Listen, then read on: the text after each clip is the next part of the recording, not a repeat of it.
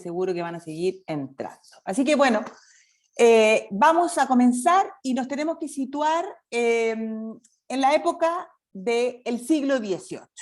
Y desde el siglo XVII y el siglo XVIII, la verdad es que son conocidos en la historia como los siglos de la Ilustración, los siglos de la época de las luces, es decir, aquel momento en el que los hombres consideraron que eran iluminados por la luz de la razón, que tenían que dejar atrás todo tipo de supersticiones y de creencias fundamentalmente llevadas de la mano de la Iglesia Católica, para abrazar la luz de la razón y poder llevar al hombre a un verdadero conocimiento de lo que era el mundo. La verdad es que esto parte desde el surgimiento del racionalismo, cuando se crea la conciencia de que lo que se tenía que instaurar era el dominio del hombre sobre el mundo. Es la época de la modernidad, es la época del antropocentrismo, donde se ha dejado atrás la época medieval, que era una época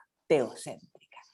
Y la verdad es que en estos siglos XVII y XVIII se producen cambios importantísimos en la política, en el arte, en la ciencia, en la medicina, en la arquitectura. O sea, cuando uno comienza a analizar esta época, la verdad es que se da cuenta de que es imposible entender el siglo XXI, el siglo XX y el siglo XIX sin de verdad entender los grandes cambios que ocurren durante este siglo, que fundamentalmente todo se centra en el siglo XVIII. Es también el siglo de la Revolución Francesa, ¿ya? Así que también hay que entender que las ideas políticas, muchas de ellas imperantes hoy día, también son ideas que surgen precisamente en esta época.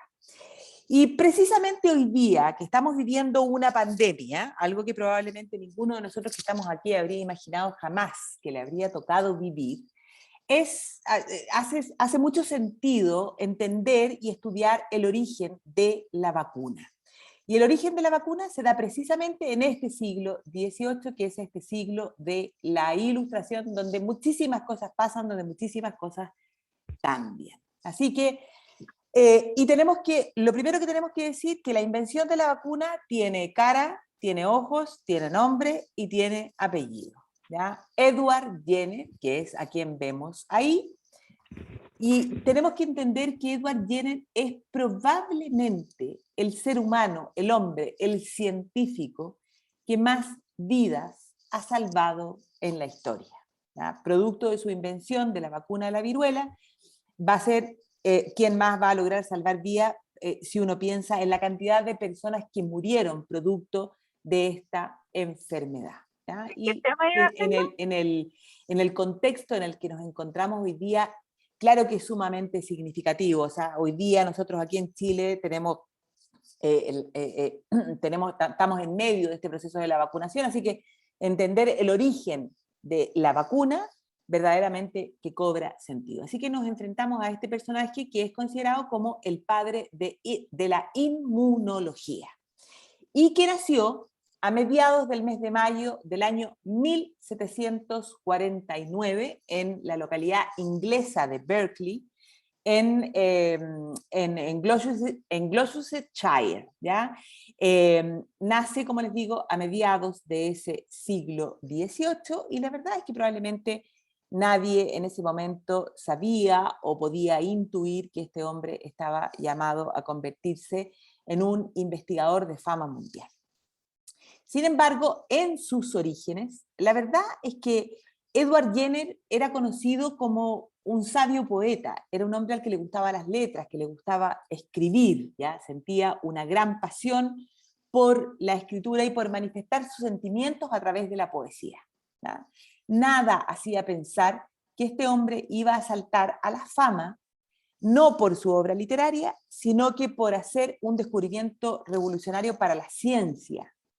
Y no solo para la ciencia de ese momento, sino que para la ciencia por siempre, que era descubrir la vacuna y la vacuna contra la viruela, que era un mal que había azotado a la humanidad probablemente desde los mismos orígenes de la humanidad.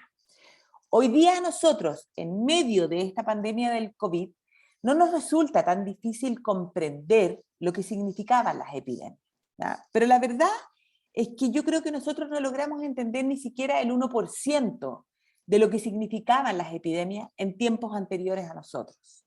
Eran muchísimo peores, muchísimo más devastadoras de lo que ha sido para nosotros, porque ellos no entendían las causas de por qué se producían las enfermedades, no sabían lo que era un virus, ¿ya? Y la muerte se extendía por oleadas, era así como una especie de incendio en una pradera no seca, sino que reseca, ¿ya? Y como les digo, nadie sabía cómo ni por qué.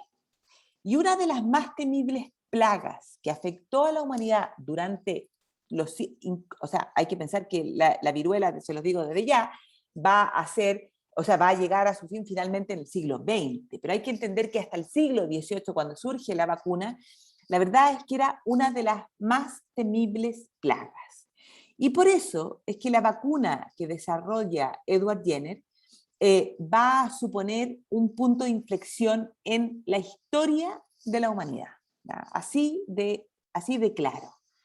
Y entonces para eso tenemos que, primero que nada, remontarnos un poco a entender qué es la viruela y cuál es el origen de la viruela. Y la verdad es que el origen de esta enfermedad se pierde en la prehistoria. Es muy difícil determinar en qué momento surge. Se calcula que, de acuerdo a los restos arqueológicos, que la viruela habría aparecido alrededor del año 10.000 antes de Cristo, que es la época de los primeros asentamientos agrícolas en el noreste de África. Y a partir de ahí, la viruela comienza a extenderse por el resto del mundo muy rápidamente. El virus se va a propagar atacando por el aire, ¿no? Y va a ir atacando las células de la piel, ¿no? En algunos casos, y en la medida en que la enfermedad de la viruela es más grave, va a atacar la médula ósea, va a atacar el vaso, los ganglios linfáticos, ¿no?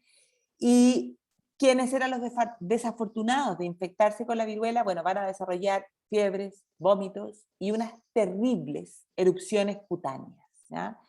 De verdad que cuando preparé esta clase no me atreví a poner fotos de personas más actuales enfermas de viruela, porque la verdad es que es algo realmente terrible. Y lo más terrible es que quienes lograban sobrevivir a esta enfermedad quedaban marcados para siempre. O sea, las cicatrices, si uno lograba sobrevivir a la viruela, las cicatrices que la viruela dejaban rostros completamente deformados y en muchos casos también generaban ceguera. Y hay que entender que en los orígenes de esta enfermedad se calculaba que alrededor del 30% de las personas que se infectaban morían a la primera semana de haberse infectado del virus, ¿ya? Y que quienes sobrevivían, como les digo, llevaban esas costras, esas cicatrices por el resto de su vida. Entonces, esta enfermedad, con el paso del tiempo, se fue convirtiendo en la enfermedad infecciosa causada por el virus de la varicela más grave que podía afectar a la humanidad, con unos orígenes, como les decía, del año 10.000 antes de Cristo. Pero la verdad es que la cosa comienza a documentarse a partir del año 1350 antes de Cristo, porque ahí ya existen antecedentes de que una epidemia de viruela golpea durante la guerra entre los egipcios y los hititas, ¿no? Fíjense ustedes, 1350 años antes de Cristo.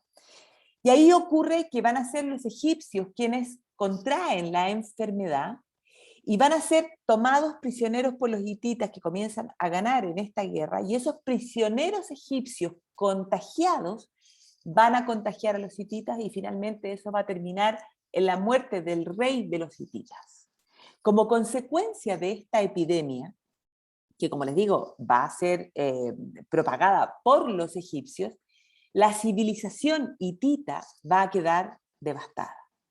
Y a partir de ahí, la verdad es que la viruela se va a abrir camino alrededor del mundo, probablemente a raíz de los comerciantes egipcios. Y eso va a hacer que desde Egipto la viruela se extienda hacia la India, ¿ya? Y se extienda también hacia otros lugares.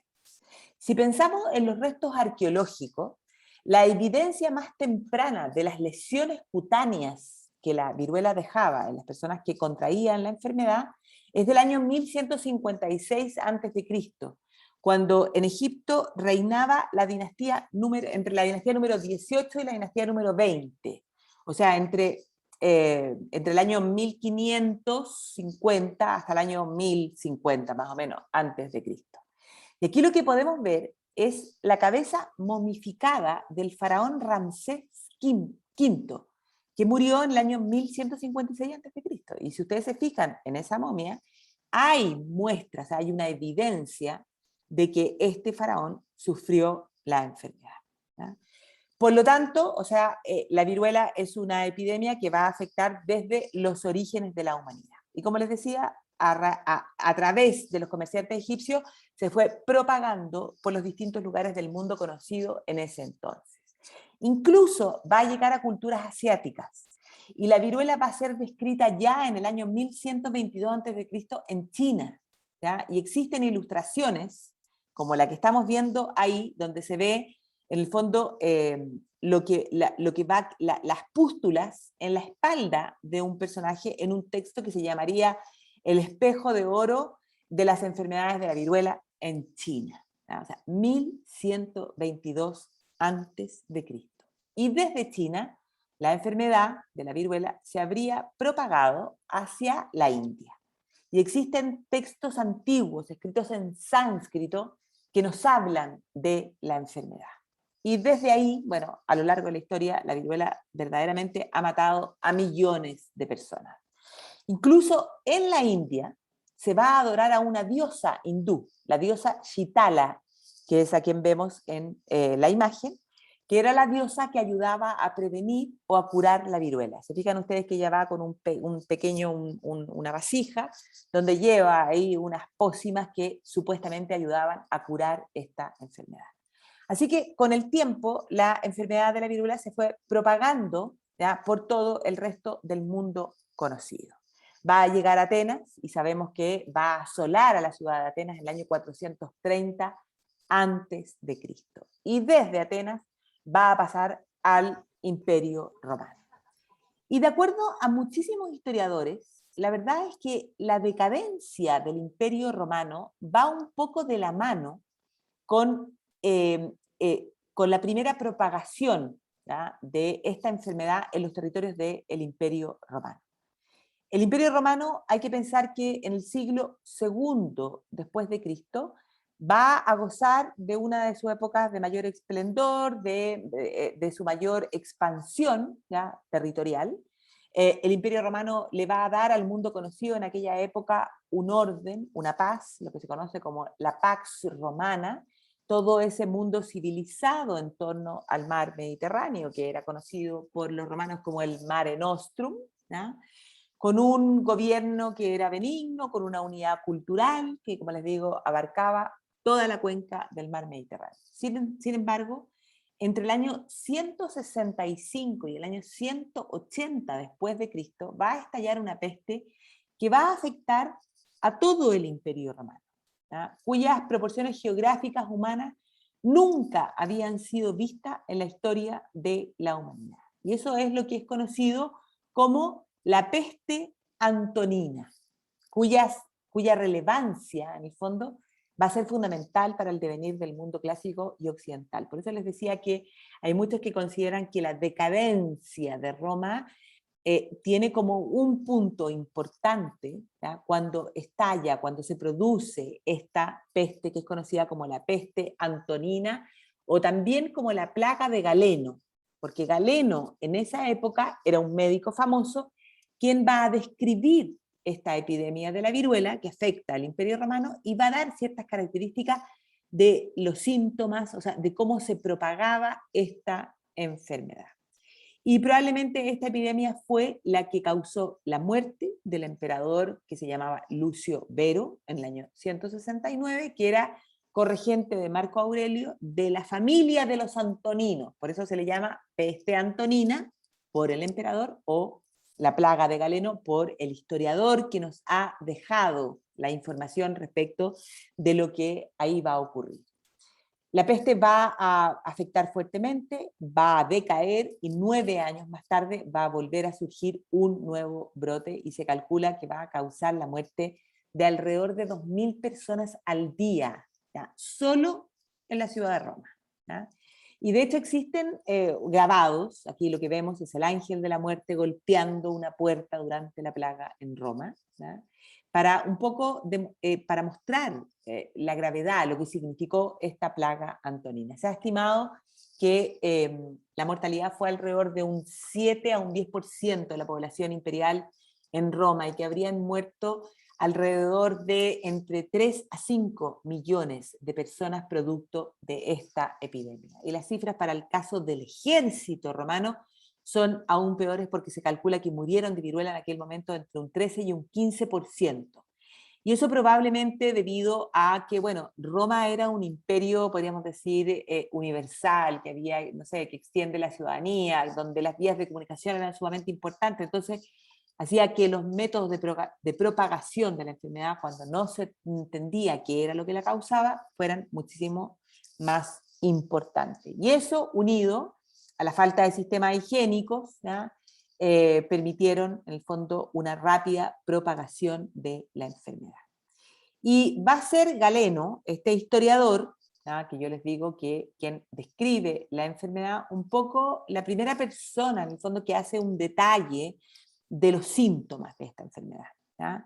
Y que eso, la descripción de Galeno generó y ha generado hasta el día de hoy un intenso debate respecto de determinar con exactitud qué tipo de pandemia es. Pero en general se confirma que habría sido viruela, porque dice que los síntomas eran los siguientes: exantemas de color negro o violáceo oscuro, que después de un par de días se secan y desprenden del cuerpo, pústulas ulcerosas en todo el cuerpo, diarrea, fiebre y sentimiento de calentamiento interno por parte de los afectados.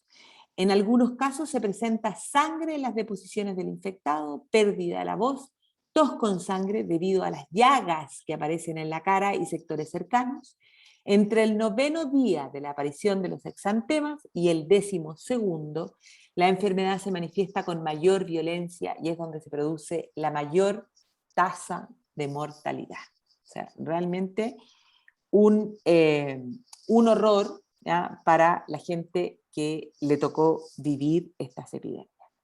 Luego, y con el paso del tiempo, desde el Imperio Romano, la viruela va a pasar al recién creado mundo occidental de la Edad Media, y en algún momento entre los siglos V y VII va a ser frecuente durante aquel periodo. Hay que pensar que nosotros tenemos probablemente muy en mente la gran epidemia de la peste negra, que es del siglo XIV, pero eso no quiere decir que esa haya sido la única epidemia, ¿ya?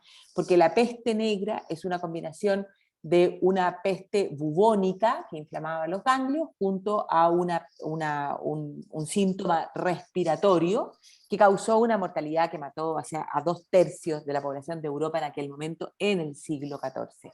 Sin embargo, desde el siglo V, la Europa occidental y cristiana, en esa época que tradicionalmente se llama Edad Media, había sufrido distintas epidemias de la viruela.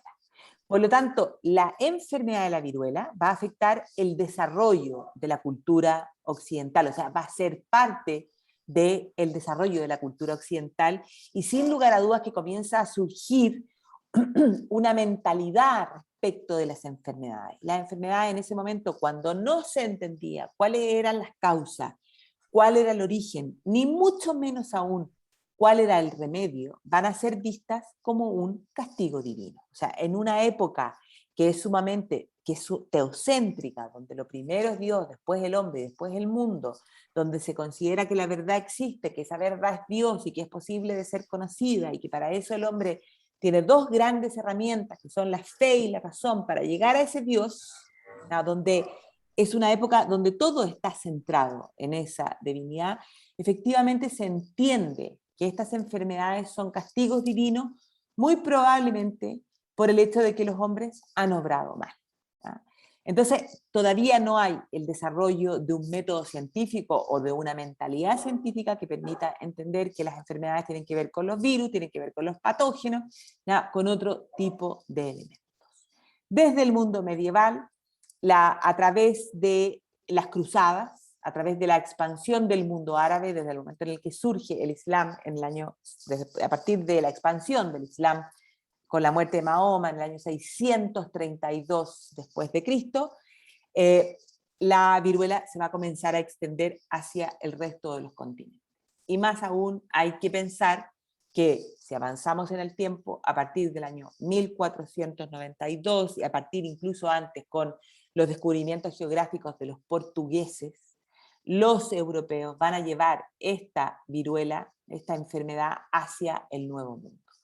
Desconocida absolutamente en el Nuevo Mundo, conocida en África, pero que se va a extender finalmente por los 5 continentes. Y en el Nuevo Mundo, como los aborígenes no tenían ningún tipo de defensa contra la enfermedad, la viruela va a diezmar a la población local y va a ser una de las causas fundamentales finalmente de la caída de los imperios azteca e inca, ¿ya?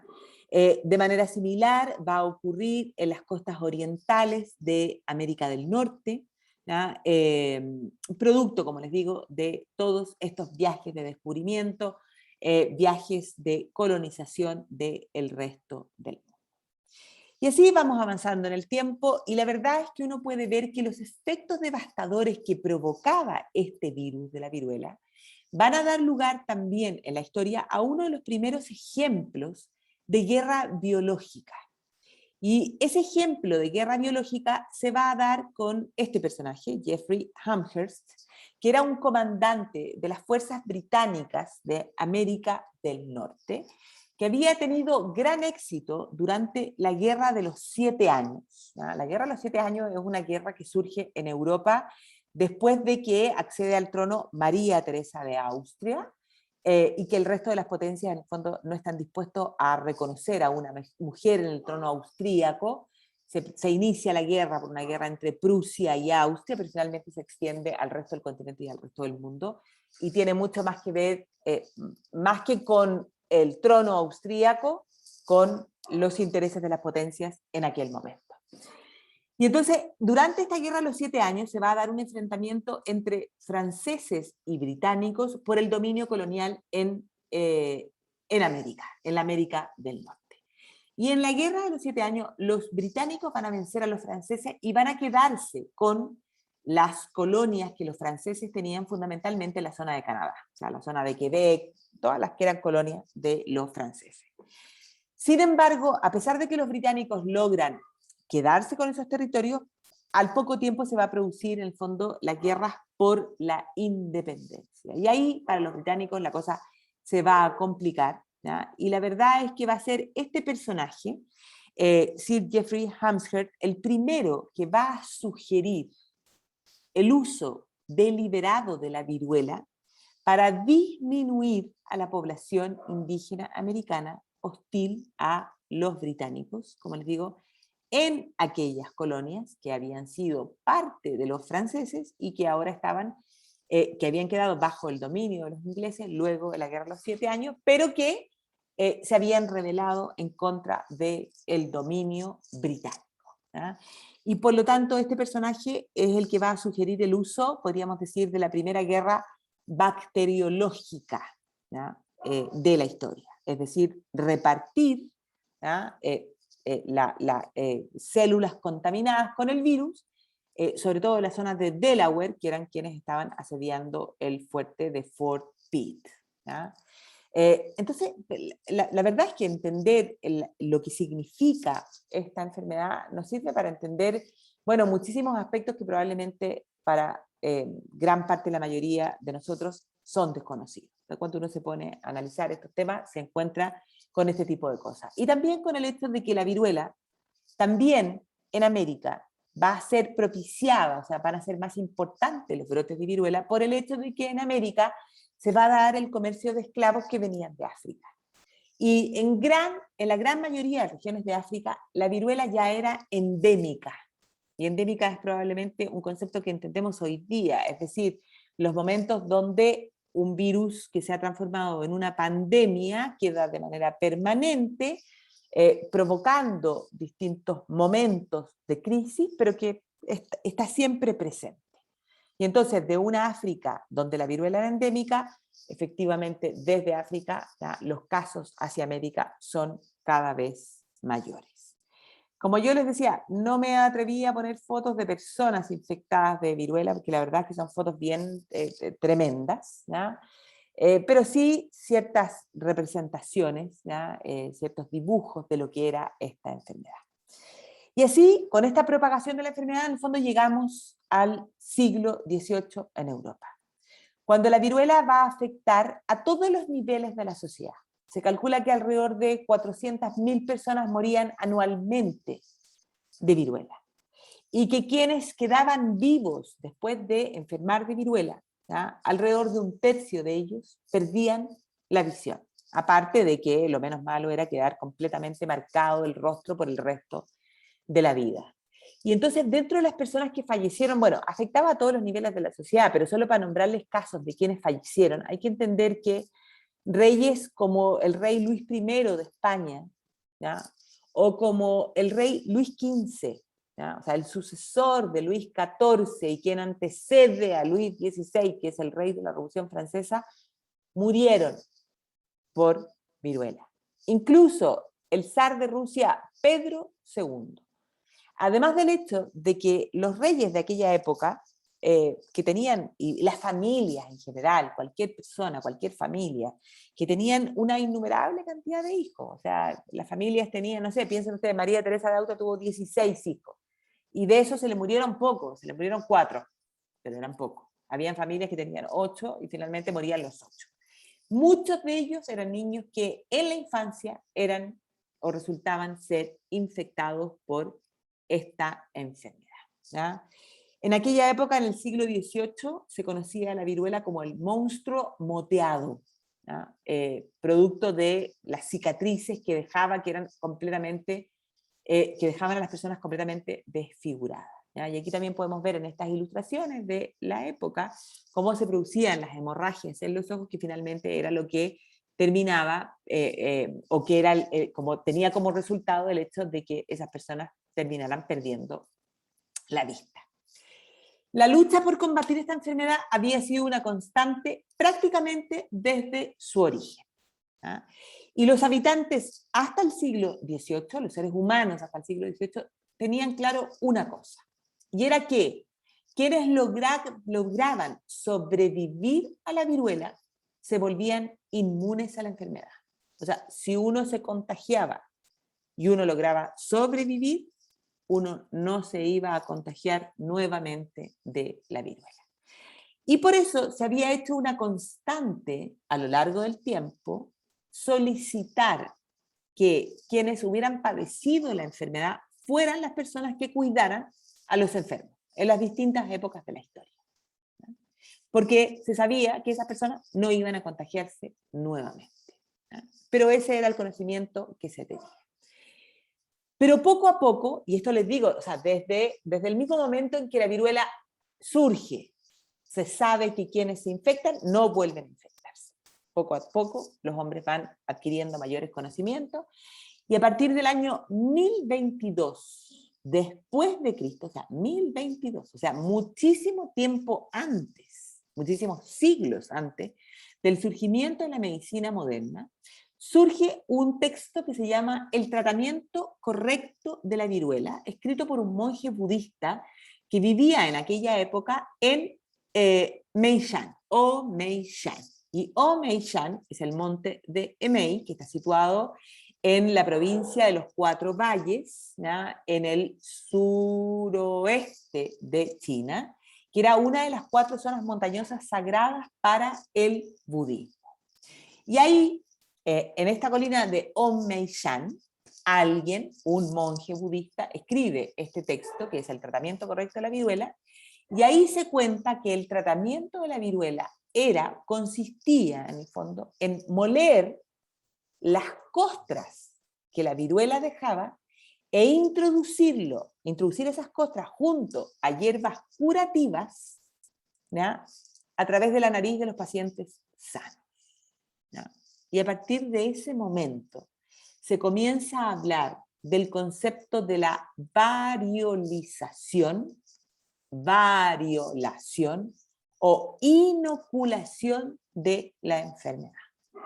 Porque se dan cuenta de que al introducir esas costras de las personas que habían tenido viruela, las personas que lograban sobrevivir no volvían a enfermarse. El problema era que un número importante de personas no lograban sobrevivir. Lo que pasaba era que se enfermaban de viruela y también morían. Pero había algunos que recibían ese procedimiento y que no enfermaban y que no morían. Y este concepto de la variolización o inoculación comienza a extenderse, comienza a ser conocido en distintas partes del mundo. Aquí tenemos ya otra representación, digan ustedes que está siendo introducido, grabado en una piedra, está siendo introducido por la nariz de una persona, en el fondo, estas costras. Con el paso del tiempo, esta técnica va a ir cambiando y va a ir evolucionando lentamente. Y cuando ya llegamos hacia el año 1700, vemos que, en general, quienes practicaban en el mundo esta técnica de la inoculación, lo estaban haciendo tomando material, o sea, tomando pus de las llagas de quienes estaban enfermos de viruela e introduciéndolo en los cuerpos de las personas que estaban sanas a través de 4 o 5 cortes que se hacían en un brazo. Se hacían estos rasguños, se les pasaba en el fondo el material de las llagas, o sea, el pus de las llagas de personas enfermas, para inocularlos con el virus. Nuevamente pasaba lo mismo. Habían personas que lograban generar los anticuerpos y cuando eran enfrentados a la viruela nuevamente no se enfermaban, pero habían otros que a raíz de este proceso de la inoculación se enfermaban y morían. ¿Ya? Y aquí podemos ver, por ejemplo, esta es una ilustración del año 1802, ¿ya? Donde podemos ver qué es lo que ocurría.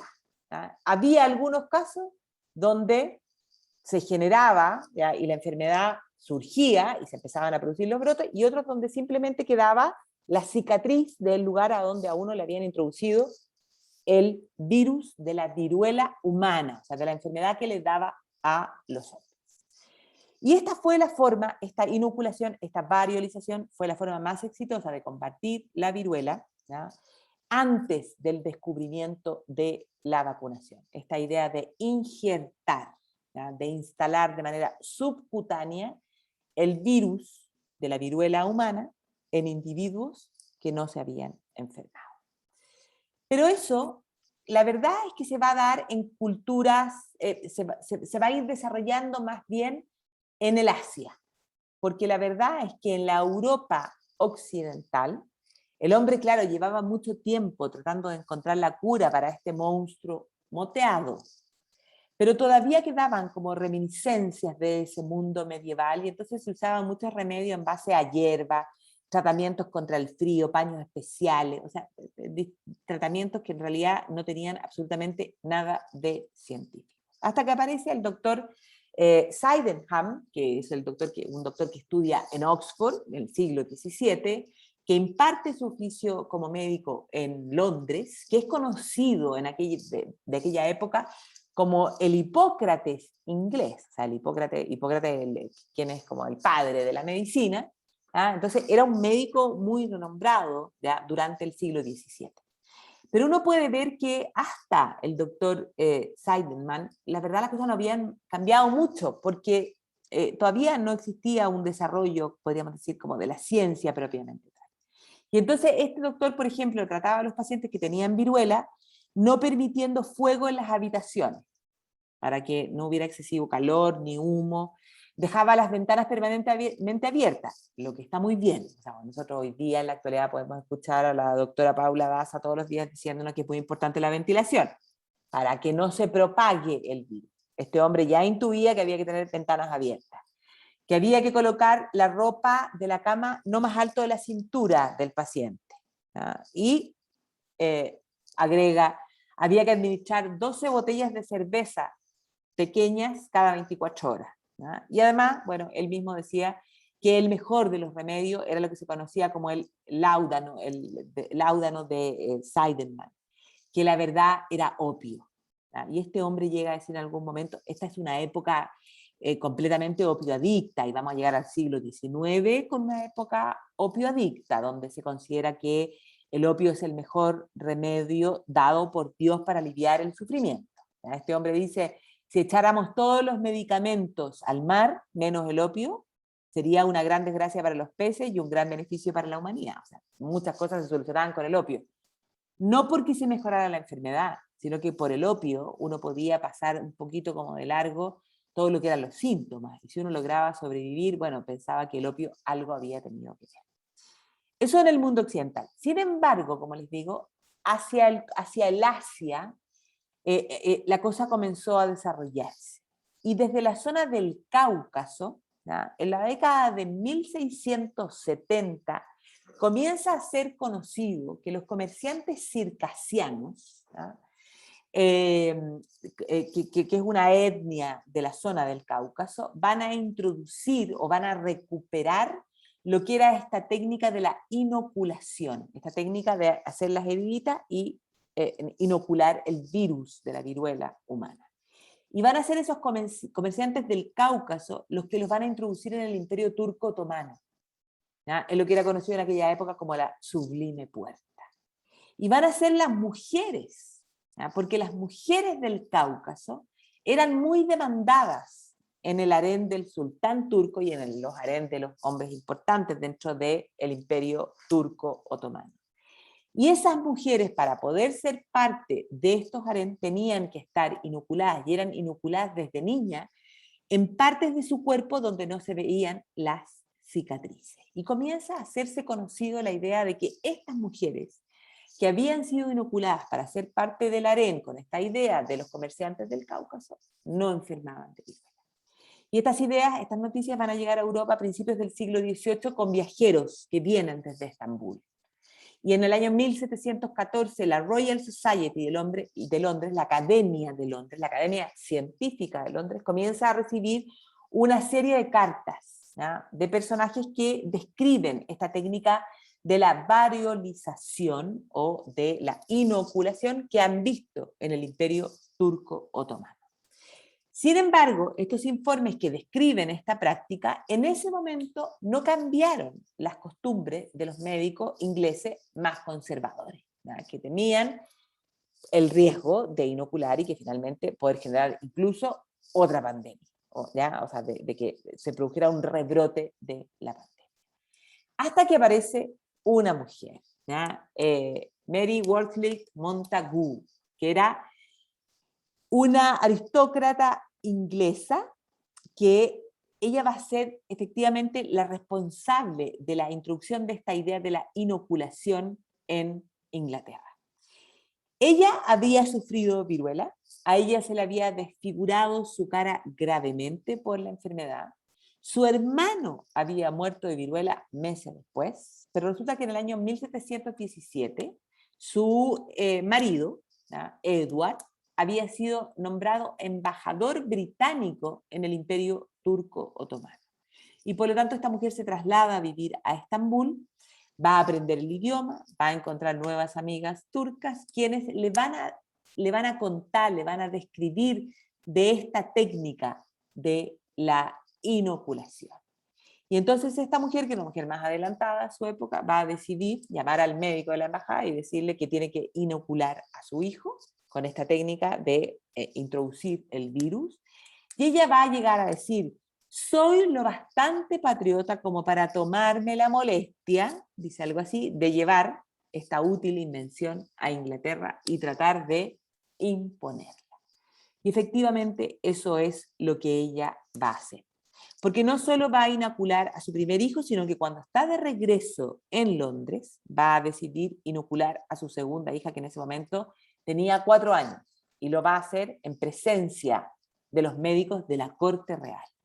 Y todos quedan impresionados por esta mujer que se atreve a introducir el virus de la viruela humana en sus propios hijos. Pero la verdad es que daba resultados, o sea, habían gente que no se enfermaba y que no padecía la enfermedad, o si la padecía de manera más leve y no moría. Lo cierto es que esta Lady Montagu va a fallecer en el año 1762, ignorando que en ese momento un niño que tenía 13 años, que se llamaba Edward Jenner, iba a dar el paso decisivo contra la viruela. Pero hay que comprender también que esta Lady Montagu no es la primera en plantear en Europa esta vía para prevenir la viruela, porque ella es quien lleva la idea a Inglaterra, pero sin embargo en otros lugares del mundo habían personajes que querían ser ilustrados, que querían ir con los tiempos, ¿ya? Y una de ellas, ¿ya? Personajes de alto rango, ¿eh? Los reyes de Dinamarca, de Suecia, la duquesa de Parma, de Toscana, pero bueno, a mí yo soy una enamorada de Catalina la Grande y por eso les cuento el ejemplo. La emperatriz rusa, Catalina la Grande, una emperatriz alemana que va a ser uno de los grandes personajes de la historia de Rusia, se va a alejar de todas las supersticiones que existían en su país y va a apostar por la ciencia en aquel momento. ¿Y cuáles eran las supersticiones en su país? En Rusia en ese momento se creía que para no contagiarse de la viruela había que darse baños de vinagre, que había que beber soluciones con veneno de víboras, que había que mascar ajo y tabaco, llevar amuletos y además había que flagelarse para aplacar la ira de Dios, ¿ya? Y esas eran las medidas preventivas para no contagiarse de viruela. Pero como les digo, Catalina en ese minuto va a decidir adelantarse e ir con la ciencia de aquel momento. Su propio marido, bueno, quien había resultado asesinado y a quien ella había usurpado el poder, Pedro III, había sufrido la viruela y había quedado absolutamente marcado por la enfermedad. Y junto con Pedro III, el legítimo zar, la población rusa de aquel momento, en el siglo XVIII, había sido diezmada con la muerte de alrededor de 2 millones de personas, ¿ya? Y entonces cuando Catalina accede al trono, en el año 1762, ¿ya? Esta mujer, que era una mujer curiosa, abiertamente ilustrada, era una mujer que no era bella, pero que encantaba, decide introducir el tratamiento en Rusia. Ella lo que quiere, además, es adelantarse a Francia y demostrar que Rusia es un país adelantado. O sea, hay que pensar que las potencias en aquella época miraban a Rusia así como un país atrasado, medio campesino, como medio salvaje. Y por lo tanto ella dice, yo voy a dar la muestra de que soy una soberana más ilustrada que el propio rey francés. Y entonces ella, preocupada por su pueblo, y no solo por su pueblo, sino que también preocupada por su heredero, por su hijo que era Pablo, ella misma escribe en sus cartas y dice que Pablo necesita tener una cara limpia, libre de marcas y pústulas para encontrar una mujer bella que desposar. Ella había tenido que vivir el horror de que Pedro III se enfermara de viruela y quedara completamente deformado. Entonces lo tiene súper claro. Y entonces dice ella, bueno, ella comienza a investigar, ella era una gran admiradora de los médicos ingleses, y ahí encuentra ya ciertas investigaciones, encuentra estos relatos de esta Lady Montagu, y entonces ella se reúne con quien era su ministro de Sanidad, ¿ya? O el presidente del Instituto de Higiene de Rusia en aquel momento, o sea, como el ministro París de Catalina la Grande, y le dice, me quiero inocular. Y el barón Cherkasov, bueno, está de acuerdo, le dice, sí, pero no puede ser usted porque no puede morir la emperatriz, ¿ya? Pero Catalina dice, no, ya, tengo que ser yo la primera, debemos ser los primeros, debemos dar el ejemplo y debemos ser la prueba dentro del imperio. Y entonces Catalina no duda en ofrecerse como voluntaria para ser la primera en recibir ese proceso de la variolización o la inoculación en Rusia.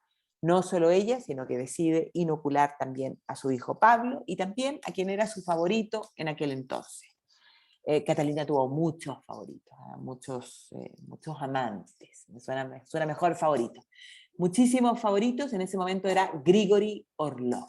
Así que ellos se vacunan, también algunos otros miembros de su corte, pero la verdad es que pasan los días y todos están así como más o menos que aguantando la respiración sin saber si la emperatriz va a enfermar y va a morir de viruela, pero pasan los días y Catalina no enferma.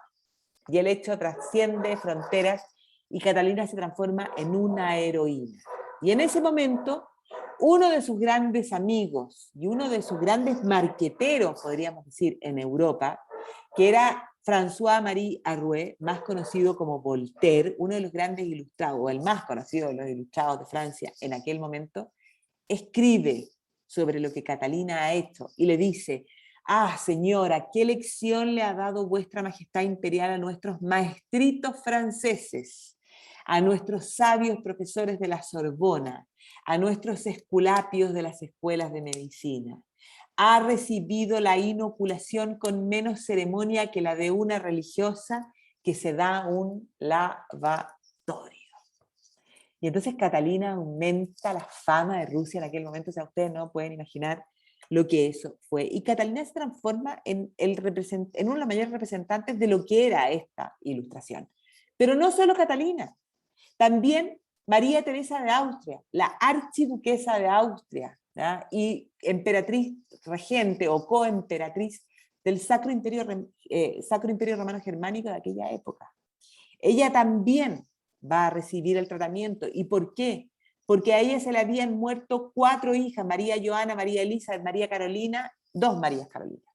Se le habían muerto por la enfermedad de la viruela. Y entonces ella decide encargarle a su ministro de Sanidad, a su ministro de Salud, hacer todos los esfuerzos posibles por investigar las causas de la enfermedad y lograr una solución, ¿ya? Y ella incluso va a decretar un documento donde hacía obligatoria las autopsias de quienes morían por la enfermedad de la viruela en la ciudad de Graz, que es la ciudad más importante después de Viena, la segunda ciudad más importante de Austria, para crear un registro de los más importantes y completos de aquella época de las muertes por viruela para que se pudieran hacer investigaciones. Por eso les pongo aquí también una obra muy representativa de esta época de la Ilustración, que es el cuadro, la lección de anatomía de Rembrandt, que efectivamente nos muestra un poco el espíritu de esta época, este espíritu del avance científico. Pero no es solo Catalina, no es solo María Teresa, sino que también Federico el Grande. Federico el Grande de Prusia va a decidir inocular a todos sus soldados. Y a raíz de la fama que comienza a tomar esto en Europa, en Inglaterra, la noticia de esta práctica se va a extender. Y entonces se va a decidir comenzar a aplicarla a los presos de la cárcel de Newgate en 1721, a cambio de que recibieran el perdón del rey, para tratar de probar la técnica. Posteriormente a los presos, en los meses posteriores de este primer ensayo, se va a decidir aplicarlo en los niños huérfanos. Nuevamente el ensayo se repite, y se repite con relativo éxito. O sea, habían casos donde la gente se enfermaba y moría, pero habían casos importantes de personas que no enfermaban, ¿ya? Y entonces, bueno, la práctica de esta variolización comienza a hacerse famosa. Pero como les decía, tiene el gran inconveniente, que entre el 2 y el 3% de las personas que recibían el tratamiento enfermaban gravemente o fallecían. Y lo que se entiende hoy día también es que a raíz de esta técnica de insertar la enfermedad, sin conocer lo que eran los agentes patógenos, también se produjeron otras epidemias, otras enfermedades. Se podía transmitir la tuberculosis, la sífilis, o sea, otro tipo de enfermedades que podía tener la persona que también tenía viruela, ¿ya? Y entonces se propagaba la enfermedad sin tener el control de eso, porque claro, no existe el control, como les digo, en el conocimiento de lo que eran los agentes patógenos. Así que bueno, esta técnica de la variolización se practicó ampliamente en Europa, pero no era la solución hasta que llegamos al señor Edward Jenner.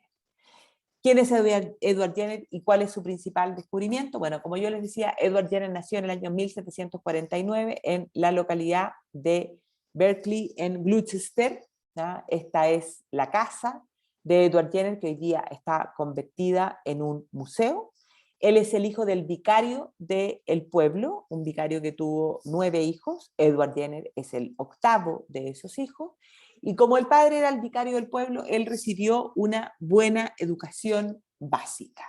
Pero también durante su infancia va a sufrir la viruela. La verdad es que, bueno, hay 2 versiones. Uno, que sufrió la viruela en la infancia y que no murió, o sea, bueno, efectivamente no murió, pero que eso sí le dejó secuelas. Y también existe la versión de que no es que se haya enfermado de la viruela, sino que él habría sido inoculado por esta técnica de la variolización, pero que eso habría también tenido efectos sobre su salud por el resto de su vida.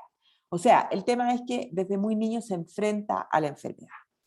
En el año 1761 se traslada a vivir a Sudbury, cerca de Bristol, donde empieza su formación como cirujano y farmacéutico porque va a trabajar a las órdenes del médico del pueblo, que era Abraham Ludlow.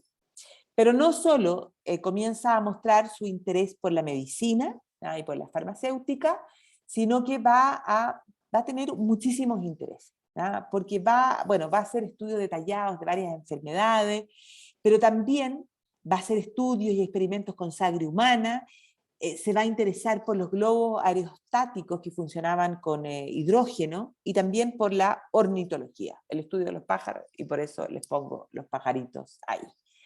En el año 1770, cuando tenía 21 años, Edward Jenner se va a trasladar a Londres y va a iniciar sus estudios ahí, en el Hospital de San Jorge de Londres.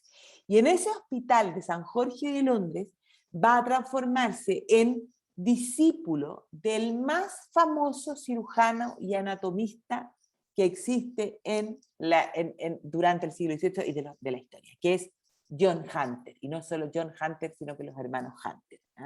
En alguna otra oportunidad le podemos pedir a la Magdalena Vertilá que haga la clase sobre los hermanos Hunter, porque verdaderamente es impresionante cómo estos Hunter, que era de los cirujanos más famosos de Inglaterra, que se dedicaba además como biólogo, como anatomista, como científico experimental muy destacado a coleccionar, de hecho existe un museo de Hunter en Inglaterra, a coleccionar todos los casos de gente que tenían enfermedades extrañas y tratar de analizarlos, o sea, gente con gigantismo, gente enana, gente... y entonces, bueno, Edward Jenner va a aprender con Hunter en aquel momento, y esta amistad se va a mantener hasta que Hunter muere en el año 1793. Y Edward Jenner va a aprender muchísimo de él. Aunque ya tenía gran interés por las ciencias naturales, la experiencia de los años que estuvo junto a John Hunter, bueno, va a desarrollar más aún la curiosidad. Y no solo eso, Jenner va a estar tan interesado en todo lo que era el desarrollo científico, este anhelo de imponer el dominio del hombre sobre el mundo, de catalogarlo todo, de darle nombre a todo, de conocer las distintas especies, que incluso va a trabajar con el capitán Cook, y va a dedicarse a clasificar las distintas especies que el capitán Cook trae de su primer viaje alrededor del mundo. Incluso en 1772 el capitán Cook lo va a invitar para que Edward Jenner vaya en el segundo viaje, pero Jenner va a declinar la invitación. No se embarca porque en ese momento estaba sumamente interesado en los estudios, podríamos decir, químicos, ¿ya? Para idear un método mejorado para preparar un medicamento en aquella época que era el tártaro emético o antimonio potásico, de la mezcla de antimonio y potasio, ¿no? O sea, está en el mundo de la ciencia, ¿no? Y entonces, estando en ese mundo de la ciencia, bueno, cada vez comienza a interesarse más por la práctica de la medicina. Va a regresar a Berkeley, a su ciudad natal, y ahí va a desarrollar su labor como médico, ¿ya? Como médico local. Se va a hacer muy popular, era un hombre hábil, tenía grandes habilidades además comunicacionales, y comienza además a escribir. Comienza a escribir artículos médicos de todo lo que eran sus investigaciones. Se va a dedicar también durante todo ese tiempo a seguir estudiando sobre las aves, sobre la hibernación de los erizos, ¿ya? Y recolectar los especímenes que John Hunter necesitaba y enviárselos a Londres. Por ejemplo, en esta época, antes de que él descubra la vacuna, en 1784, después de que en Francia, ¿ya? Los hermanos Montgolfier lograran hacer el primer viaje con globos de aire caliente e hidrógeno, Edward Jenner, ¿ya? Va a construir su propio globo que lo va a hacer volar 12 millas. O sea, tenía muchos intereses, ¿ya? Y estaba muy pendiente de lo que estaba ocurriendo en el resto del mundo en aquella época. Y en el año 1788, de hecho, cuando uno de esos globos se estrella en la casa de un tal Anthony Kingscote, ¿ya? Que tenía una hija que se llamaba Catherine, Edward Jenner entra a la casa a recuperar el globo, se disculpa con el padre y conoce a esta joven Catherine, que finalmente va a terminar convirtiéndose en su mujer, ¿no? Se va a casar con ella tiempo después. Pero precisamente es esa misma época en la que él comienza a obsesionarse con la viruela, con esta viruela que no tenía un remedio, que no tenía una solución definitiva. Y va a ser durante la época de 1790, ¿ya?, donde Edward Jenner va a buscar sistemáticamente un modo de proteger a la humanidad de esta enfermedad que había estado además a él a punto de matarlo en la infancia. Él conoce la técnica de la variolización, sabe que es eficaz, pero también sabe que es sumamente riesgosa. Y en medio de esta búsqueda, en medio de que él escribía cosas como lo que vemos aquí, un manuscrito de Jenner, va a tener en Berkeley un encuentro, ¿ya? En este mundo campesino en Berkeley va a tener un encuentro porque va a oír de una ordeñadora de vacas la siguiente afirmación. Una mujer que le dice: yo nunca tendré la viruela porque he tenido la viruela bovina, ¿ya? Y además le agrega: nunca tendré la cara marcada por la viruela. Y serán esas palabras de la ordeñadora de vacas las que le van a dar a Jenner la clave para descubrir la vacuna contra la enfermedad. Porque efectivamente existía la viruela de las vacas. Y habían algunos científicos anteriores que habían planteado que la viruela de las vacas podría ser una solución, pero nadie había concretado cómo la viruela de la vaca podría ser una solución a la viruela de los seres humanos, ¿no? Jenner se va a poner a investigar la viruela de las vacas y cómo esa viruela de las vacas se traspasaba y cuáles eran los síntomas que provocaban en las personas que ordeñaban las vacas. Y va a observar así que estos ganaderos, en el fondo, sobre todo las lecheras, que rozaban sus manos con las pústulas que estaban en las ubres de las vacas enfermas, contraían la viruela, pero contraían la viruela bovina, no la viruela humana. Y entonces la viruela bovina lo único que provocaba era algunas ampollas en las manos, que se sanaban.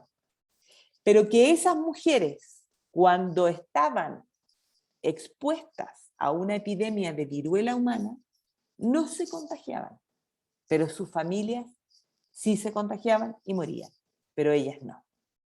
Y entonces Edward Jenner se da cuenta reflexionando y va a concluir entonces, ¿no?, que la viruela vacuna no solo podía proteger contra la viruela humana, ¿ya?, sino que también podía transmitirse a una persona como un mecanismo deliberado de protección. Es decir, la viruela de las vacas no solo podía proteger a quienes estaban en contacto con las vacas, ordeñando las vacas, sino que podría existir un método de ahora inocular a los seres humanos con el virus de la viruela de las vacas para generar ese mismo mecanismo de protección que él observa en las ordeñadoras de las vacas.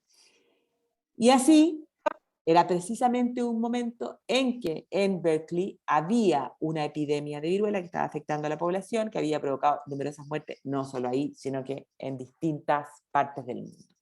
Y ahí es donde se convence que a esto había que ponerle freno y se produce el momento preciso. El 14 de mayo del año 1796 aparece una ordeñadora de vacas, Sarah Nelms, que ha sido contagiada por la viruela bovina de una vaca que se llamaba Blossom, y Jenner va a decidir dar el paso decisivo. Va a extraer el pus de las ampollas que tenía esta Sarah Nelms de la viruela bovina, y ese mismo día, 14 de mayo, va a decidir inocular a un niño de 8 años que se llamaba James Phillips con un poquitito de la materia infectada de las pústulas de esta ordeñadora, de esta Sarah Nelms. Este niño, James Phillips, era el hijo de su jardinero. El niño va a desarrollar un poquito de fiebre, pero la fiebre va a desaparecer a los pocos días y no pasa nada. Edward Jenner espera alrededor de 6, 7 semanas, ¿no? Y cuando pasan las 7, 8 semanas, va a decidir poner en práctica la segunda parte de la prueba, que era ahora la prueba definitiva, en el fondo, para irradiar la pandemia. Y vuelve a tomar al niño de 8 años, James Phillips, y esta vez decide inocularlo con pus de viruela humana, de una persona enferma de la viruela humana, no de la viruela bovina, para comprobar si el niño desarrollaba o no la enfermedad. Y, éxito, los resultados le dieron la razón, porque el niño no contrajo la enfermedad, el niño no se murió, el niño no tuvo fiebre, no pasó nada con ese niño. Ese niño era inmune gracias a que había sido inoculado con el pus de Sarah Nels.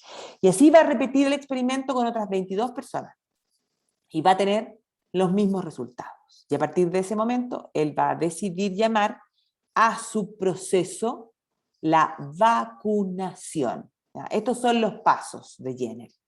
Jenner decide inocular al niño, a James Phillips, con la viruela vacuna. ¿Ya? Un virus similar a la viruela, pero que da menos síntomas, que es más suave para crear inmunidad.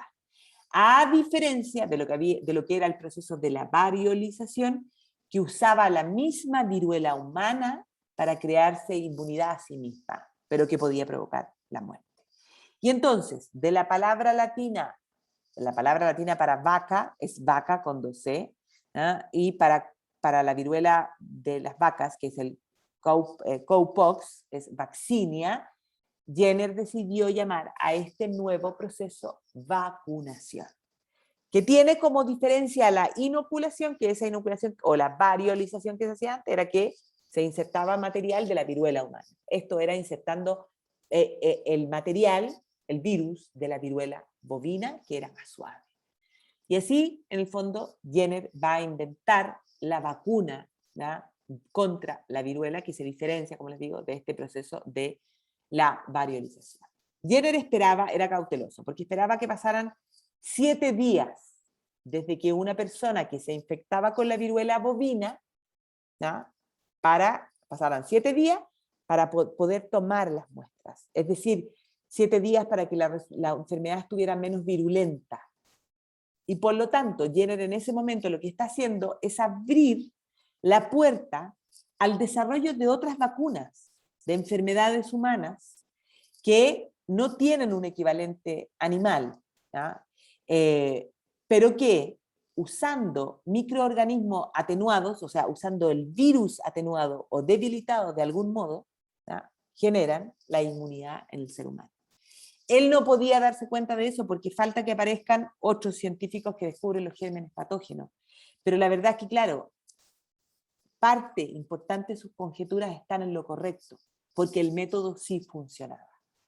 Inoculando ya sea el virus de un animal donde está debilitado o inoculando el virus propio humano debilitado, se puede generar la inmunidad frente a una enfermedad. Y ese es el primer paso que pone Jenner. Faltan muchísimas generaciones todavía para que las vacunas se vayan desarrollando, ¿no? Y hoy día podemos ver lo que ha pasado con la vacuna del COVID. Jenner, después de que hace estos descubrimientos, va a escribir una breve comunicación y la envía en el año 1797 a la Royal Society de Londres. Pero la verdad es que el documento fue rechazado. En 1798, un segundo documento, ¿ya?, donde explica los experimentos iniciales, donde va a titularlo en el fondo y va a decir, y ya va a comenzar a hablar de la viruela vacuna, o sea, hablar de la vacuna, va a decir investigación sobre las causas y efectos de la viruela vacuna. Esta publicación que él hace en 1798 y que envía a la Royal Society tenía 3 partes. ¿Ya? En la primera, Jenner presenta su punto de vista sobre el origen de la viruela vacuna y la presenta como una enfermedad que los caballos transmitían a las vacas. ¿Ya? Y presenta posteriormente una hipótesis de cómo la infección por viruela vacuna puede proteger contra una posterior infección de viruela humana. En la segunda parte hace todas las críticas y observaciones para probar la hipótesis. Y en la tercera parte habla de lo que son sus hallazgos y de los temas relacionados con la vacuna. El problema va a ser que en aquel momento, donde todavía no existe un desarrollo de un método científico, él va a encontrar gente, por un lado, gente que va a apoyar esta técnica, y por otro lado se va a encontrar con grandes detractores y con también dentro de la comunidad médica una reacción mixta. O sea, gente que decide apoyar a Jenner y otros que deciden criticarlo. Dentro de quienes lo critican están también los personajes de la iglesia, o sea, obispos reaccionarios, críticos, los clérigos, que en el fondo denunciaron a Jenner, ¿ya?, por este repugnante, podríamos decir, e impío acto de inocular a alguien con material de un animal enfermo, ¿ya? Y también encontramos filósofos ilustrados, como Immanuel Kant, ¿ya?, que se van a oponer a la vacunación.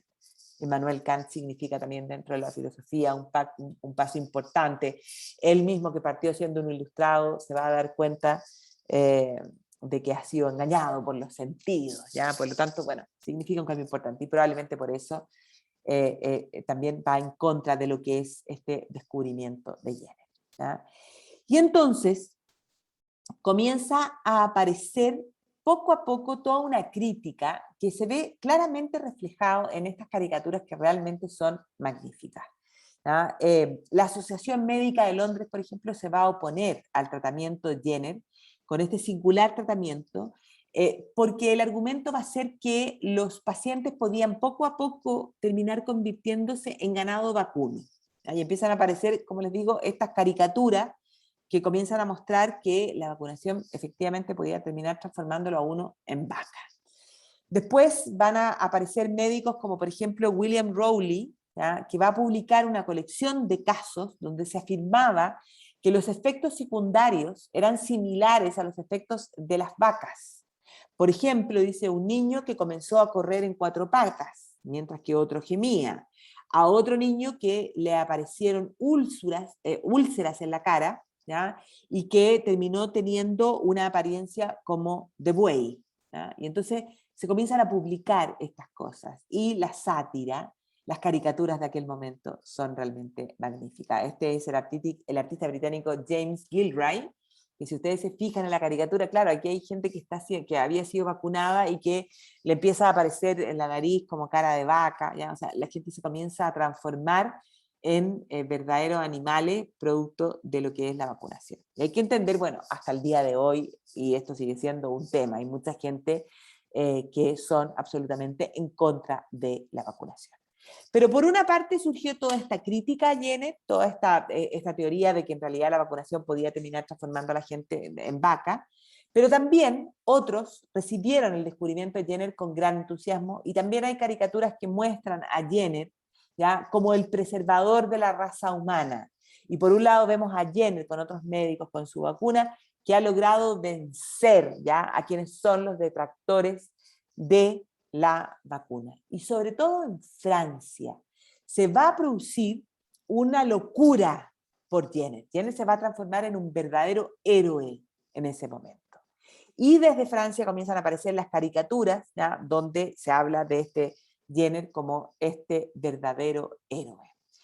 El problema va a ser que Jenner se va a hacer tan famoso y tan repentinamente que las ventajas obvias que podía tener esta vacunación, ¿ya?, y la protección que generaba en quienes llegaron a vacunarse, comenzó a generalizarse.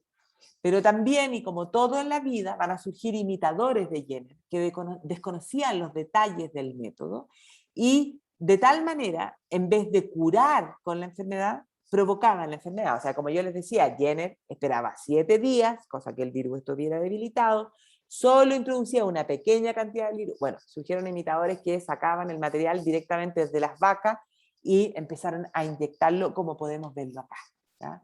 Y por lo tanto empezaron a generar también más enfermedad, ¿ya? Y entonces, claro, hay un miedo a la vacunación. Y entonces va a ser el propio Jenner quien va a comenzar a hacer pedagogía, ¿ya? Y aquí lo podemos ver en un cuadro que es posterior, por cierto, del año 1910, donde Jenner caminaba y aconsejaba a los granjeros sobre la vacunación de sus familias, que tenían que dar el paso y vacunar a sus familias. Y él, absoluta y completamente confiado en lo que era su descubrimiento, en lo que era su tratamiento, va a llegar a vacunar a su propio hijo, logrando los mismos buenos resultados.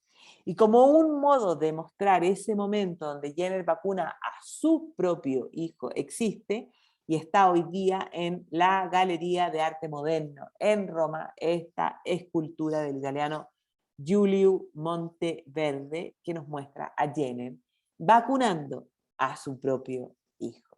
Y poco a poco Jenner se va transformando, como les digo, en una gran figura, en una especie de héroe. Y la nueva práctica se va imponiendo en Europa. Siempre con la presencia de detractores. O sea, hay detractores de la vacuna hasta el día de hoy, ¿ya? Pero en el caso de Jenner, ya en el año 1803 se crea en Gran Bretaña una sociedad, una Royal Society de Jenner, ¿ya? Para ofrecer de manera gratuita, como una fundación Jenner, podríamos decir, para ofrecer de manera gratuita la vacunación contra la enfermedad que en ese momento seguía matando alrededor de 80.000 británicos al año. ¿Ya? Y ahí se empieza toda una serie de campañas para vacunar a la gente de manera gratuita. Lo que había que hacer era convencer a la gente de que se vacunara. La noticia también va a llegar a España, va a trascender fronteras. ¿Ya? Y 3 años después, o sea, el año 1803, ¿ya? Se va a organizar desde España la primera expedición filantrópica médica de la historia, que es dirigida por el doctor Balmis, que va a ser una expedición que dura 3 años a cargo de este doctor que era Francisco Javier de Balmis y Berenguer, que con el apoyo del rey Carlos IV de España va a encabezar esta expedición para vacunar a todos los habitantes del Nuevo Mundo. Y no solo del Nuevo Mundo, sino que van a haber varias expediciones posteriores que incluso van a llegar a China, como les digo, para inocular a todos estos territorios, tanto del Nuevo Mundo como de las colonias más importantes, donde los propios europeos habían llevado el virus. Desde España se inicia ya esta expedición, como les digo, es la primera expedición filantrópica de vacunación que existe, o la primera expedición, podríamos decir, sanitaria internacional que existe en la historia a raíz del descubrimiento de Jenner. El propio Jenner va a llegar a decir, a raíz de la expedición Balmis, no puedo imaginar que los anales de la historia nos proporcionen un ejemplo de filantropía tan noble y tan amplio como este. Y ahí lo ven a Jenner en un monumento del año 1825 en la Catedral de Gloucester. ¿Ya?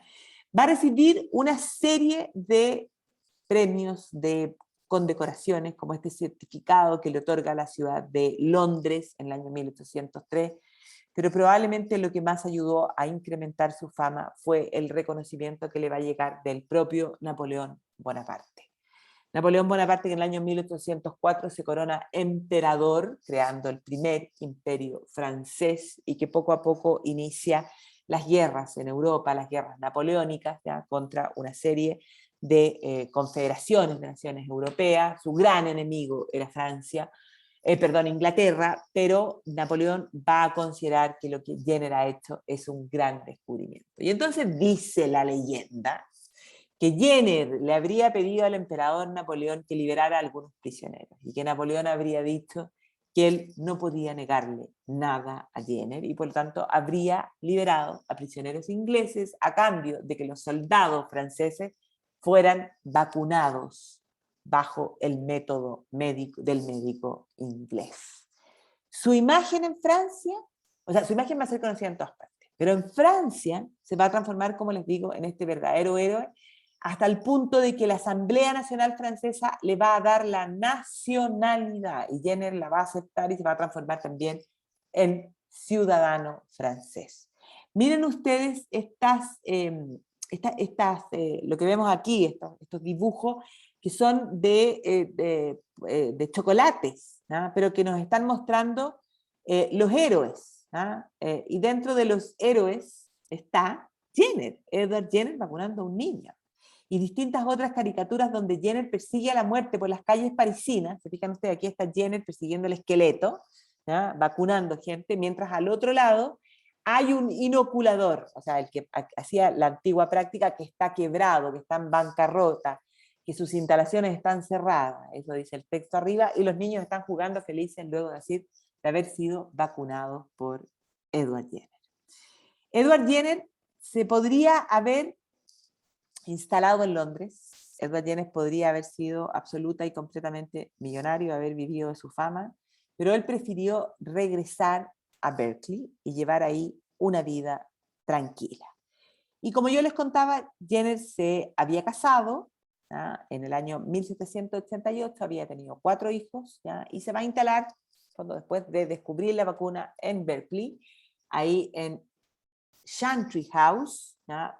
Donde además va a decidir construir una pequeña cabaña en el jardín, que es lo que vemos ahí, que existe hasta el día de hoy, a lo que Jenner va a llamar el Templo de la Vaccinia, donde va a vacunar a todos los jóvenes del pueblo y de otros pueblos que llegaran ahí de manera gratuita.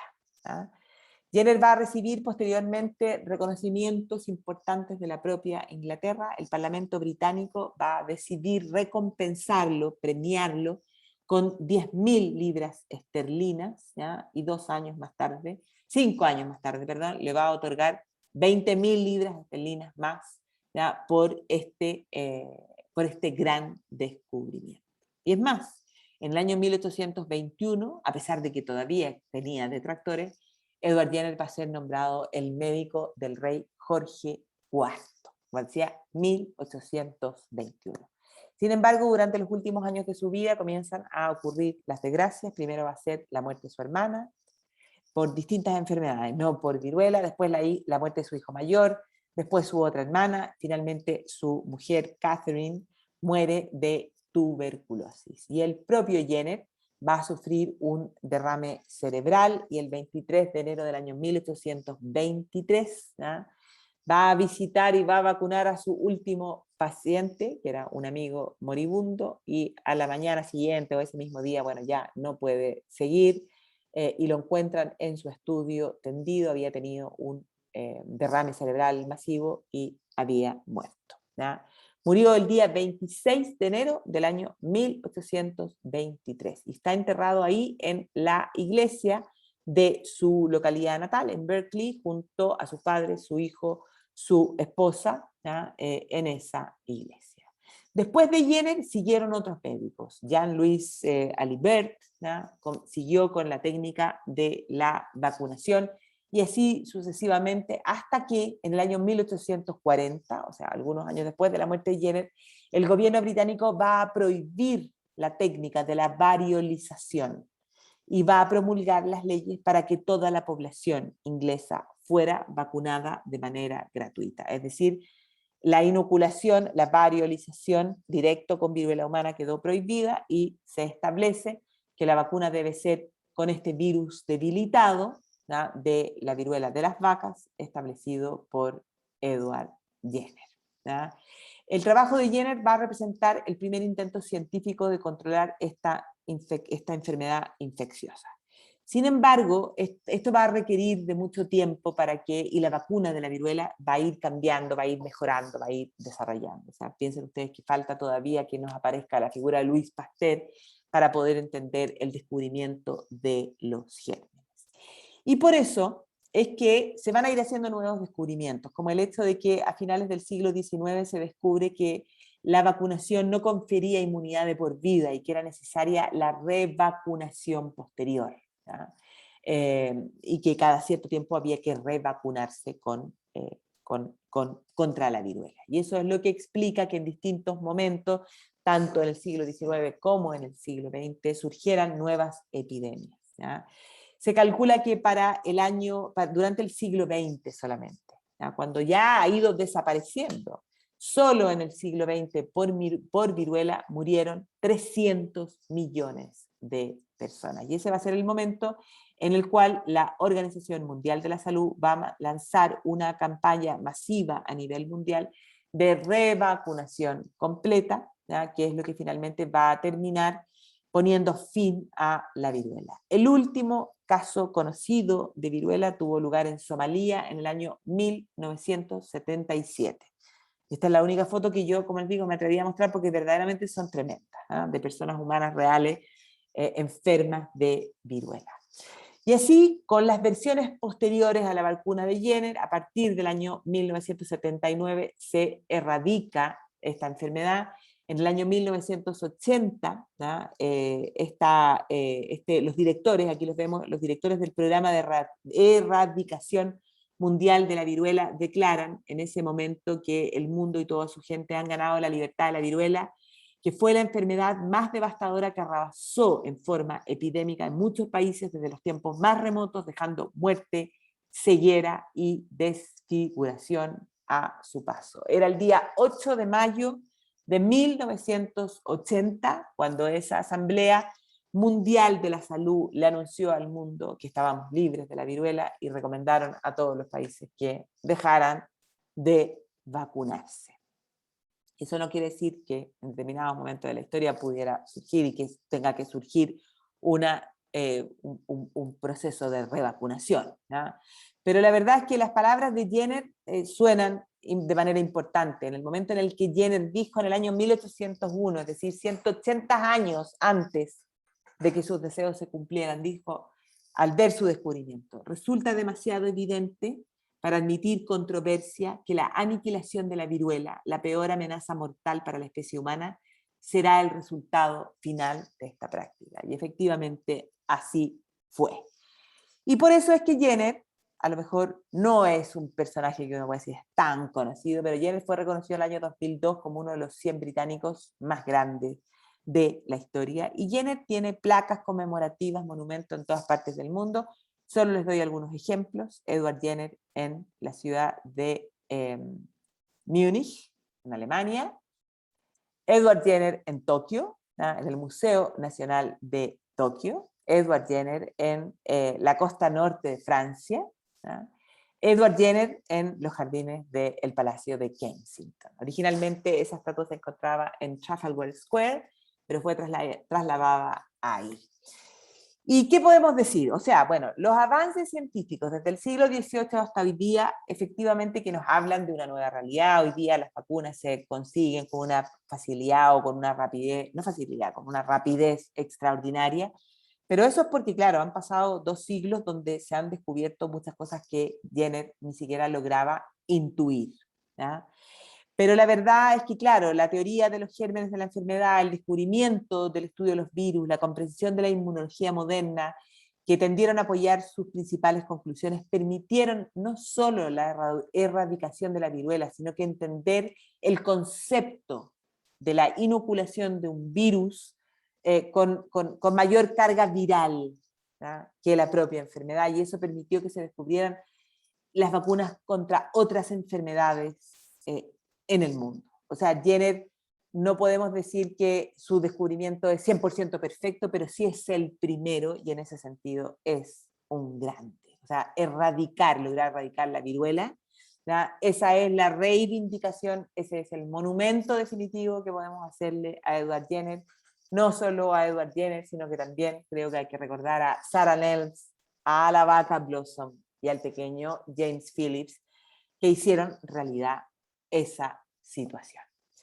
Así que bueno, con eso espero que se hayan entretenido, que hayan disfrutado un poco de aprender la historia de este personaje que probablemente no nos es tan cercano, pero que hoy día su historia, ¿ya?, a raíz de esta pandemia que probablemente ninguno de nosotros